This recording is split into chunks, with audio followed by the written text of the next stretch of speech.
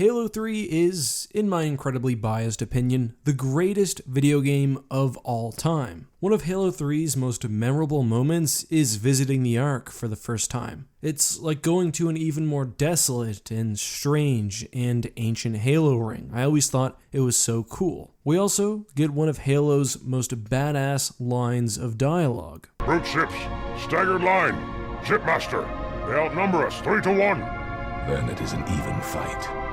We don't unfortunately get any details about the space battle that occurs over the Ark. That's what we'll be looking at today, and specifically examining how the elites could have defeated the brutes. Before we get into that though, this video was kindly sponsored by Vite Ramen, who reached out to me specifically because they enjoy my Halo videos, which I think is pretty cool. This is actually the second ad I've done for Vite Ramen, and they still haven't really told me what they want me to say or when they want this in the video, so I'll just be honest. I like the noodles because I can make them quickly. I think nutritionally, it's a step up from most other type of ramen. Specifically, while they are a little lower in calories, they are really low in sodium, which I appreciate. But to be honest, for me, at this point, it's mostly the taste that keeps me coming back, and I mostly do these promos because of the free packs they sent me, and the money, I guess. So if you like really tasty ramen, and maybe you want to try something a little healthier, I think Vite Ramen is a great choice. I would personally get the variety pack and recommend the soy chicken flavor. If you want to support the channel and check out the product, there's a link for 10% off down in the description. Anyway, back to Halo. The Battle of the Ark essentially ended the Human Covenant War, the Prophet of Truth and his brute fleet, having pierced the Earth's defensive array and uncovered the Great Portal, traveled to the Ark hoping to initiate the final stages of the Great Journey. Following Truth was a combined elite human fleet made up primarily of one Covenant assault carrier and 9 smaller cruisers. The fleet was coordinated by Shipmaster Artas Vadum. We know very little of the actual battle itself, mostly that despite being outnumbered 3-1, tactical superiority on the part of the elites allowed them to devastate the brute fleet. We know that, at minimum, the elite flagship, the Shadow of Intent, managed to survive the battle with no obvious damage. There's also a few lines from the Level the Ark which provide a bit of context, but really are just background noise. We know that Commander Keyes and the Forward Unto Dawn were part of the battle, at least to a limited extent. They fired their Mac cannon at several targets. Some of the longsword bombers went for runs on enemy capital ships. And then also on the elite side, that the fleet moved within the brute formation, such that the brutes were actually worried about hitting their own ships. It seemed to be a battle fought at extremely close range, and we even hear the shipmaster talk about ramming another ship. So, besides for those clues, which I'll try to contextualize later, let's briefly describe some of the key factors that went into the battle, and I'll start with a quick summary of Covenant battle tactics generally. I've actually covered Covenant battle strategy in prior videos, but I'll go over some of the quick specifics here. And to be honest, things are pretty basic. In general, due to the numerical and technological superiority of the Covenant during their war against humanity, the Covenant's general strategy was one of overwhelming force. As anyone who's really looked into Halo lore can confirm, the standard Covenant warship was sometimes dozens of times more powerful than its UNSC counterpart. Most strategy involved avoiding coordinated Mac barrages and preying on unshielded UNSC ships. However, general battle principles will be flipped on their head here, without two distinct elements of technology at play. Another key distinction, of course, is the two combatants. Instead of seeing Covenant versus humanity, we now have two very intellectually and behaviorally distinct Covenant sub-factions battling it out. So let's start from the most basic point of how the elites won the battle, and then go into nuance. Unsurprisingly, one of the largest factors is simply that elites were much better suited for this battle than the brutes. They were more experienced, had a better understanding of large capital ship technology and tactics, were able to coordinate better and use distinct formations, and just generally were better in space combat.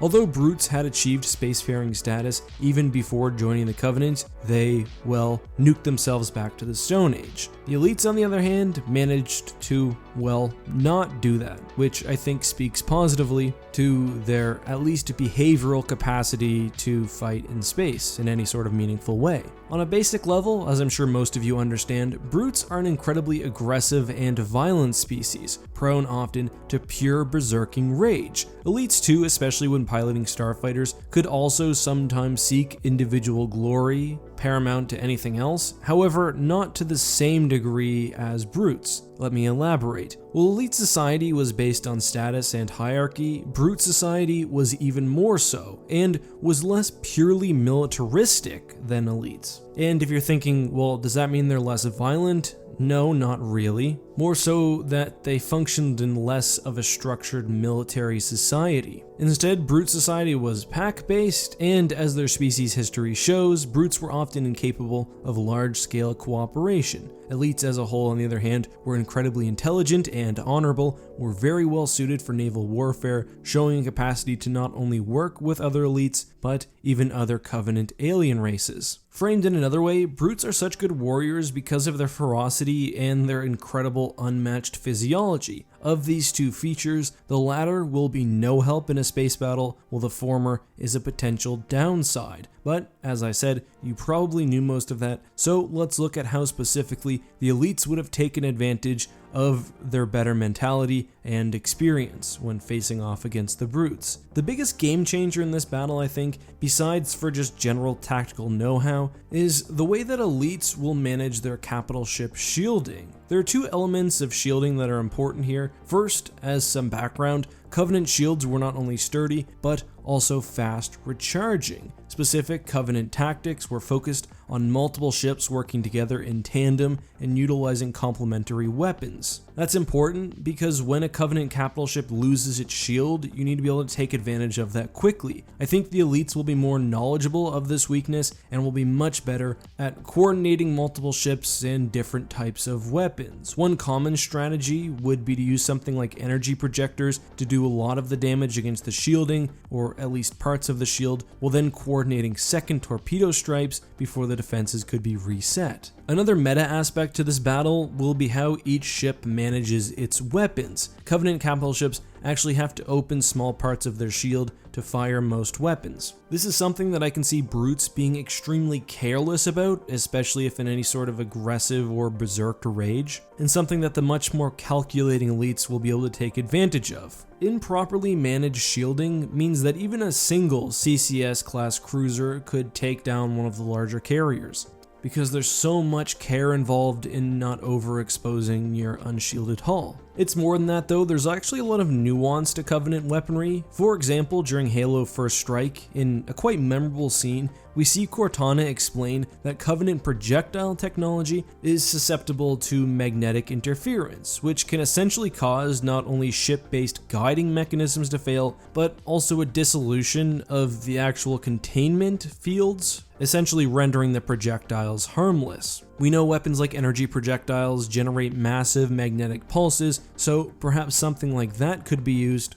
by the more knowledgeable elites. We also see Cortana use the heat generated by a violent atmospheric entry to stop torpedoes from hitting their target. So there's a lot of options for somebody who understands the systems at play here. Interestingly, during that scenario as well, the onboard Covenant AI actually tried to scrub this information from the ship's system, leading me to believe that in the case of Covenant ship infighting, as was the case in Cortana's scenario, there are some opportunities for exploitation. The biggest issue for the brutes, I think, will be their inability to adapt to a different scenario. The Covenant tactic of overwhelming UNSC ships with numbers and much better technology will not really work here. Although the brutes do have numbers over the elites, the technology is equal.